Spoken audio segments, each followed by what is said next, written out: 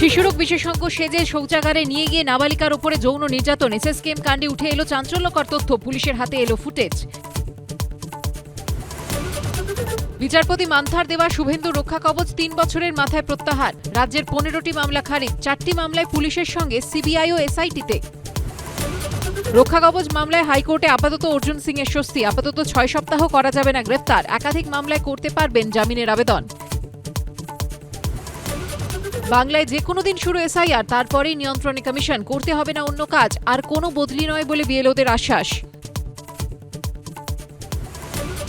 ভবঘুরের bag খুলতেই রাশি রাশি ভোটার কার্ড, অধিকাংশই কল্যাণীর, কিছু কৃষ্ণনগরের। বয়ানে অসঙ্গতি, দাবি পুলিশের। রিপোর্ট চাইল নির্বাচন কমিশন। আলিপুরদুয়ারে এবিপি আনন্দ সাংবাদিক অরিন্দম সেনকে চড় পুলিশের। দায়িত্ব থেকে সরানো হয়েছে অভিযুক্ত এসআইকে। ঘণ্টাখানেক সঙ্গে সমান অনুষ্ঠানে দাবি তৃণমূলের অরূপ চক্রবর্তী।